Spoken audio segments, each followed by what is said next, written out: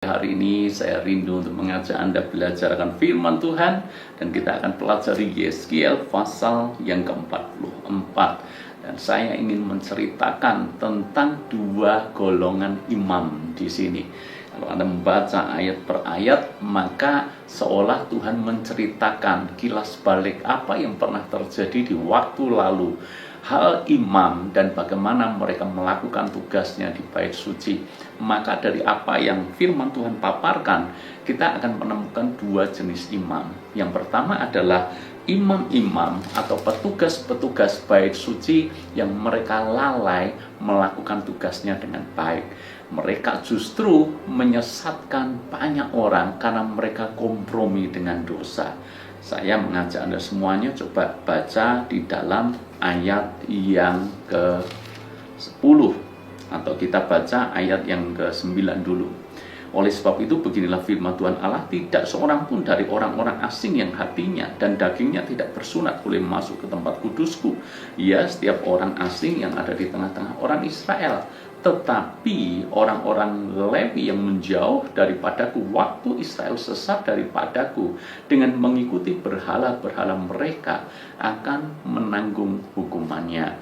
Jadi rupanya di dalam ayat 9 dan 10 ini Tuhan membandingkan bahwa orang-orang asing, orang-orang yang tidak bersunat, tentu saja mereka tidak boleh masuk ke tempat kudus Tuhan. Ya, perbandingannya adalah orang-orang Lewi harusnya hidupnya kudus bagi Tuhan. Mestinya perbandingannya seperti itu. Orang asing yang tidak bersunat, tidak kudus, nggak boleh masuk ke rumah Tuhan. Dan harusnya orang-orang Lewi, orang-orang yang kuduslah yang berhak atau yang harus melayani Tuhan. Namun di dalam ayat 10 dikatakan orang-orang Lewi justru menjauh daripada Tuhan waktu Israel sesat daripadaku dengan mengikuti berhala-berhala mereka. Dan orang-orang Lewi yang sesat ini, yang menjauh daripada Tuhan, yang tidak sungguh-sungguh menjalankan tugasnya sebagai petugas-petugas bait suci yang benar di hadapan Tuhan, maka firman Tuhan menulis mereka akan menanggung hukumannya. Dan sekarang mari kita bandingkan. Kalau yang pertama adalah orang-orang Lewi yang mereka lalai, mereka tidak sungguh-sungguh hidup dalam kekudusan ketika melakukan tugasnya, maka kita bandingkan di dalam ayat yang ke-15, kelompok yang kedua. Tetapi mengenai imam-imam orang Lewi dari Bani Sadok yang menjalankan tugasnya di tempat kudusku waktu orang Israel sesat daripadaku, merekalah yang akan mendekat kepadaku untuk menyelenggarakan kebaktian dan bertugas di hadapanku untuk mempersembahkan kepadaku lemak dan darah. Demikianlah firman Tuhan Allah. Ayat 16, merekalah yang akan masuk ke dalam tempat kudusku dan yang akan mendekati mejaku untuk menyelenggarakan kebaktian, dan mereka akan menjalankan tugasnya terhadap aku. Seolah di sini Tuhan pilih kasih. Kenapa imam-imam orang Lewi dari Bani Sadok ini dibiarkan untuk melayani dia? Bahkan Tuhan ingin merekalah yang melayani di bait suci. Kenapa yang satu pelayanannya diterima, yang satu di ayat yang ke-10 pelayanannya ditolak oleh Tuhan? Karena jelas sekali perbedaannya. Yang satu sesat hati, hatinya menjauh daripada Tuhan, kompromi dengan dosa.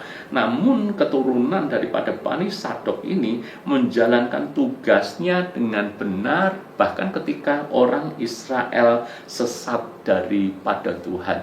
Jadi Anda bayangkan, kebanyakan orang Israel pada waktu itu meninggalkan Tuhan, berpaling daripada Tuhan, menyembah berhala. Namun orang-orang Lewi dari Bani Sadok, mereka konsisten dengan imannya. Maka kita belajar di sini, tidak peduli orang banyak meninggalkan Tuhan, harusnya kita orang yang tetap setia dan percaya kepada Tuhan. Waktu itu orang Israel sesat semuanya, meninggalkan Tuhan, tapi Bani Sadok dan orang-orangnya setia melayani Tuhan. Ini sesuatu yang penting, ini namanya komitmen, ini namanya kesetiaan, dan Tuhan menghargai kesetiaan seperti ini.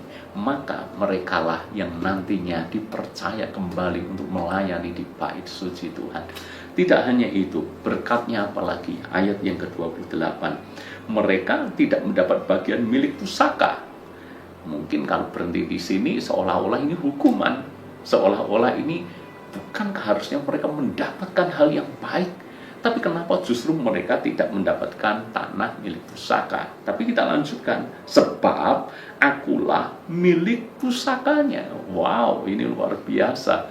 Jadi Tuhan mengatakan berkat mereka itu bukan tanah, tapi akulah yang menjadi milik pusaka mereka. Anda bisa bayangkan, Tuhan pencipta langit dan bumi ini yang menjadi milik pusaka orang-orang Lewi dari Bani Sadok. Kemudian, dan jangan berikan kepada mereka tanah milik di Israel. Sekali lagi, ini bukan hukuman, sebab ayat berikutnya dikatakan, sebab akulah milik mereka. Jadi upah mereka itu bukan hanya tanah, upah mereka adalah Tuhan sendiri. Maka kita ketika hidup seperti imam-imam dari Bani Sadok, setia kepada Tuhan di saat semuanya sesat, setia kepada Tuhan di saat semuanya kompromi dengan dunia, maka Tuhan akan menjadi upah dalam hidup kita. Tuhan menjadi milik pusaka dalam hidup kita. Artinya apa? Hal-hal rohani itu jauh lebih penting daripada hal-hal dunia. Kalau Tuhan menjadi upah, menjadi milik pusaka dalam hidup kita, maka kita akan mendapatkan semuanya. Kebahagiaan di dalam batin, di dalam jiwa, tapi juga berkat secara materi pun saya percaya Tuhan akan berikan kepada kita. Makanya benar apa yang dikatakan Tuhan Yesus bagi kita semuanya. Carilah dahulu kerajaan Allah dan kebenarannya, maka Tuhan akan menjadi milik pusaka bagi kita, dan semuanya akan ditambahkan kepadamu. Berkat-berkat secara materi pun akan diberikan kepada kita. Jadi hari ini kita belajar sesuatu yang menarik. Apakah kesetiaan kita seperti imam-imam pada umumnya? Sementara orang Israel sesat, mereka ikut sesat. Ataukah kesetiaan kita seperti imam-imam dari Bani Sadok? Sementara yang lain sesat, mereka tetap punya komitmen untuk tetap setia kepada Tuhan. Bagaimana dengan Anda? Tuhan memberkati.